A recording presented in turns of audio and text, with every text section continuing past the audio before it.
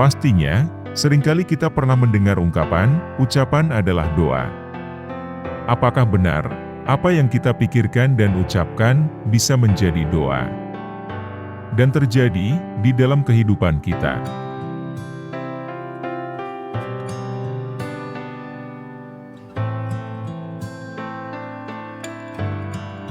Untuk memahami ungkapan tersebut, sebenarnya kita bisa memahami salah satu hukum alam, yaitu hukum tarik-menarik atau Loa.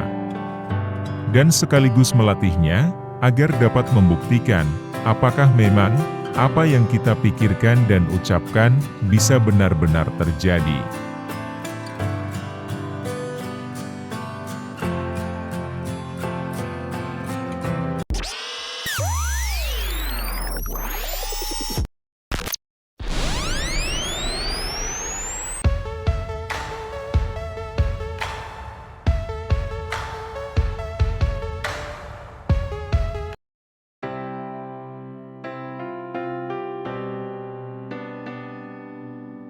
Secara sederhana, Loa adalah hukum tarik-menarik, di mana apapun yang kita fokuskan dalam pikiran adalah yang akan ditarik dan hadir ke dalam kehidupan.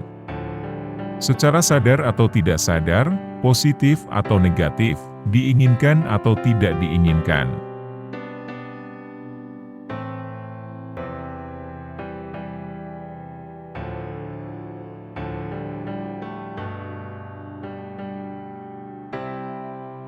Jika kita ingin memahami cara kerja salah satu hukum alam ini, dan berlatih menggunakannya dengan kesadaran dan niat yang penuh, kita akan mendapatkan manfaat yang sangat bernilai bagi kehidupan kita. Di antaranya, sebagai berikut.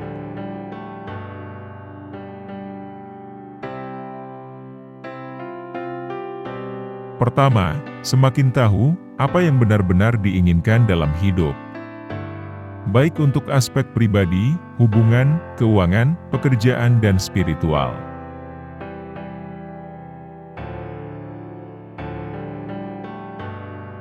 Kedua, bisa membantu mengenal diri lebih dalam. Sebab, dalam praktiknya, kita akan menggali sifat dan kebiasaan yang terkadang bisa menghambat untuk mendapatkan apa yang benar-benar diinginkan.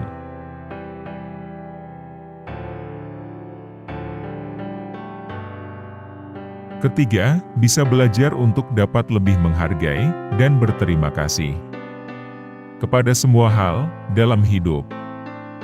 Dimulai pada diri sendiri, semua orang yang hadir dalam hidup, dan tentunya kepada Tuhan, Sang Maha Pencipta.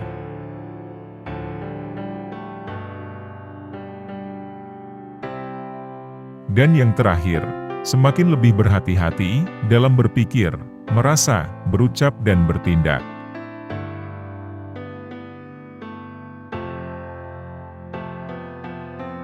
Kehidupan yang kita jalani menyebabkan kita untuk meminta pada Sang Maha Sumber untuk berlatih Loa dengan kesadaran, hadirkan diri dalam keadaan yang tenang dan damai.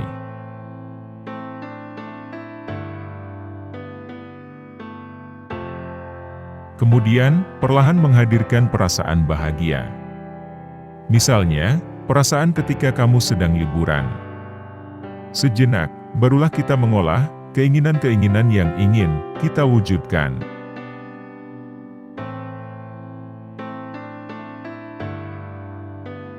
Bisa juga dibagi per kategori. Misalnya, keinginan untuk pengembangan diri secara spiritual, untuk hubungan, karir, dan sebagainya. Yang terpenting adalah kita harus tahu apa yang benar-benar kita inginkan.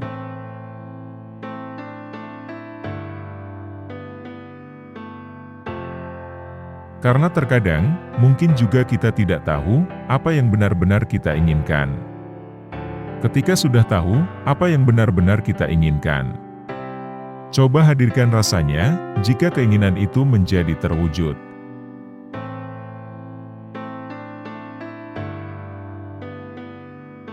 Jika keinginan berupa materi, bayangkan bentuknya. dan simulasikan seperti perasaan yang muncul ketika mendapatkannya. Kemudian, tumbuhkan rasa percaya. Percaya bahwa keinginan kita pasti diwujudkan oleh Sang Maha Sumber.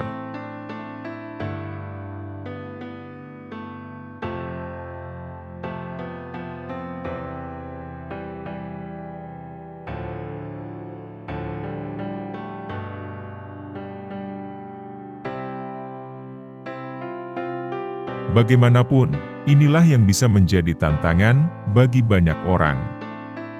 Karena biasanya, manusia cenderung untuk melihat dulu hasil manifestasinya, baru bisa percaya.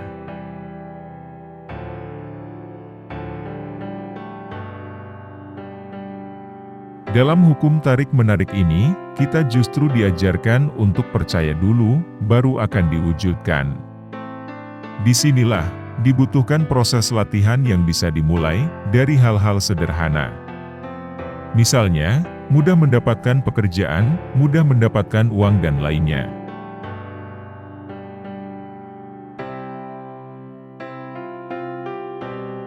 Pada dasarnya, manusia memang punya kecenderungan untuk mengendalikan sesuatu.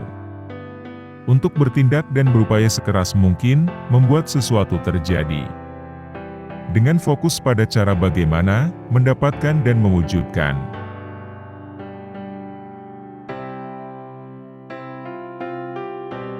Melakukan tindakan memang perlu untuk menghadirkan keinginan kita.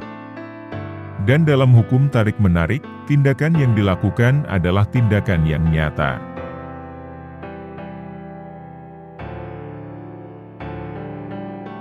Ketika berserah dan percaya, keinginan kita akan terwujud.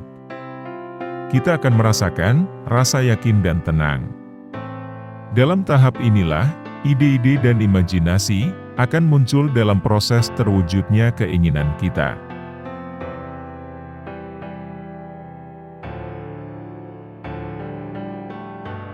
Sebuah ide dan imajinasi adalah merupakan awal dari manifestasi. Dari ide-ide dengan dasar rasa tersebut, barulah kita melakukan sebuah tindakan yang nyata.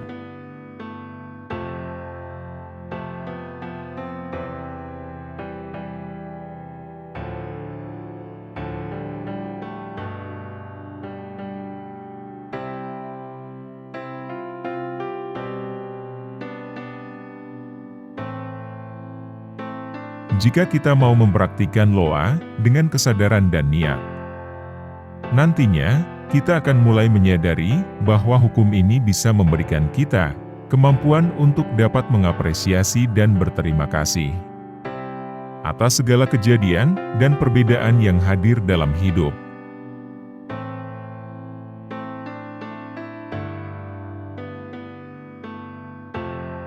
Pemahaman cara kerja hukum tarik-menarik bisa melatih kita untuk berterima kasih pada apapun yang terjadi.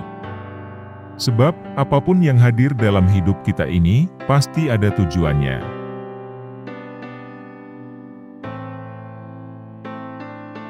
Perbedaan hadir dalam hidup kita, supaya kita bisa menerima diri dan kehidupan.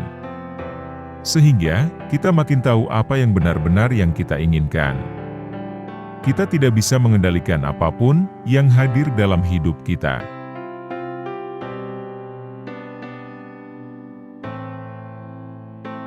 Namun, kita bisa mengendalikan cara kita merespon terhadap hal-hal yang tidak bisa kita kendalikan.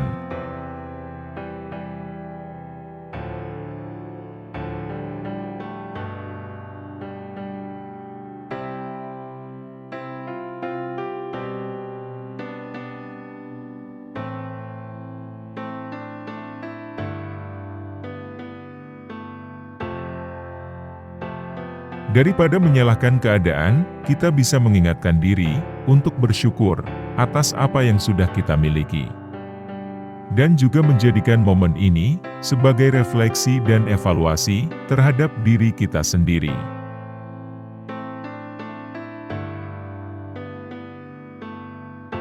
Mempertanyakan kembali, apakah keinginan kita selama ini sudah sesuaikah dengan yang kita inginkan, atau perlu dipertimbangkan kembali.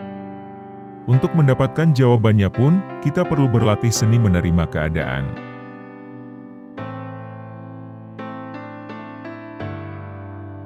Dengan demikian, kita bisa belajar untuk melepaskan keinginan. Untuk mengendalikan situasi, lebih bersabar atas keinginan yang kita yakin akan hadir dalam hidup kita, sebagaimana mestinya.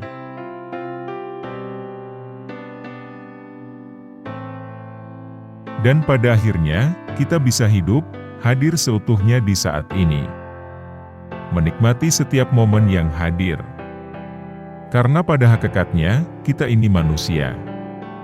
Yang ketika ingin mendapatkan segala sesuatu, harus berproses terlebih dahulu.